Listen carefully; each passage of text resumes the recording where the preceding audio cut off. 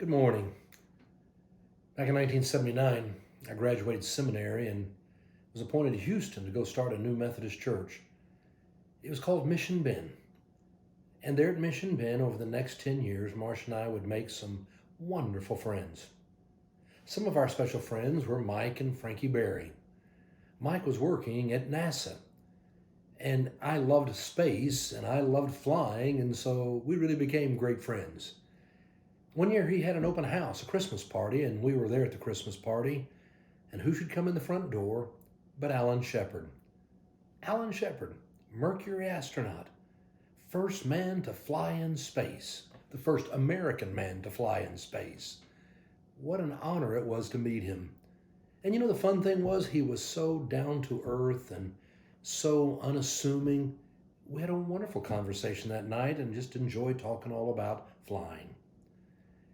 Alan Shepard was such a fascinating guy. He was born actually in Derry, New Hampshire, back in 1923. He had a relative, Richard Warren, who actually came over on the Mayflower. Now, he grew up there and he got very interested in aviation. And then when he was a young man, World War II broke out and he went and he had joined with the Naval Academy. His father wanted him to go into the Army, but he went into the Navy. Went to the Naval Academy, and when he graduated, they believed that before you could go to pilot school, you had to go to sea. And so he was put on a ship and went to sea, and there he fought in the Pacific. When the war was over, he was allowed to go to flight school, and there he became a naval aviator, and then he went on to become a test pilot. It was being a test pilot in 1957 when the Russians put a satellite up into space called Sputnik. It scared us all to death. Having this little satellite making this beeping noise flying around the Earth. It was in 1958 that NASA announced we had a new program called Mercury, Project Mercury. The goal was to put a man into space. President Kennedy would come along and say, "No, our goal is to fly a man all the way to the moon and back before the end of the decade." Alan Shepard applied for the astronaut program, and he was one of the original 7 astronauts who was chosen. He was passionate about the space program, and in the end, he was chosen to be the first American in space. He should have been the first man in space, but we kept postponing and postponing, and Yuri Gagarin, a Russian, became the first man or human being to go into space. Alan Shepard was the first American right after that. And it was so exciting, it made him a national hero. He could hardly wait to get back into space. But you had all the original 7 astronauts who were going to get a flight. And so he began getting in line for the Gemini program. But in 1963, he found himself getting incredibly dizzy. He was wavering. He had a hard time standing up. He knew that if you were flying in outer space, that could be fatal. Turned out he had Meniere's disease. He was grounded. It looked like permanently. There was no known cure for having Meniere's disease.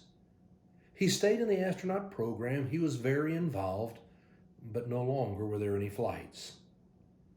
It was actually in 1969, 6 years later, that our own Tom Stafford from Oklahoma, who was an astronaut and a friend of Alan Shepard's, told him about a doctor in LA that had developed a procedure that could help with Meniere's. He went out to LA without telling anybody. He had the procedure and it worked. And he came back and began asking, could he get reestablished to flight status? And he went through all these tests, and they did. They put him back on flight status. He was anxious to get back into the rotation. We'd already had a man land on the moon in Apollo 11. And Apollo 12 was now going. He wanted Apollo 13 to be the next one. And Deke Slayton, who made those assignments, said, yes, Alan Shepard will be the commander of Apollo 13. But that got overruled by higher-up people in NASA. They said, no, he doesn't have the experience. He's been out. He can have Apollo 14 and more time to train. He was incredibly disappointed. What could he do? Jim Lovell took Apollo 13, and as we all know, Apollo 13 took off, an oxygen tank exploded. They didn't get to land on the moon. They almost died in outer space, and it was a great celebration when they made it back. And so Alan Shepard led Apollo 14, and he landed on the moon. The fifth man to ever walk on the moon, the oldest to walk on the moon. And he became the only astronaut to play golf on the moon. He had taken a head of a 6-iron, he'd put it on a shovel there for digging up lunar rocks, and there he hit a couple of golf balls on the moon. He was also the only Mercury astronaut to ever make it to the moon.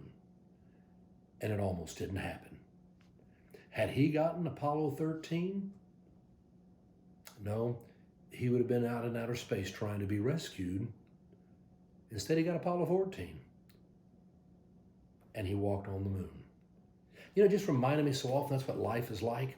How often you and I have disappointments and things don't go the way we want. And it can be so discouraging and so disheartening. And yet, you know, the gift of God's grace is that failure is never the final word on our life. Tragedy, struggles are not the final word on our life. It is the gift of God's grace to lead us into the future and into a meaningful life. Maybe not the one we planned, but meaningful nonetheless. The next time you find yourself very discouraged, things not going the way you plan, just remember that disappointment may make the opportunity come your way to get to walk on the moon. Have a great day.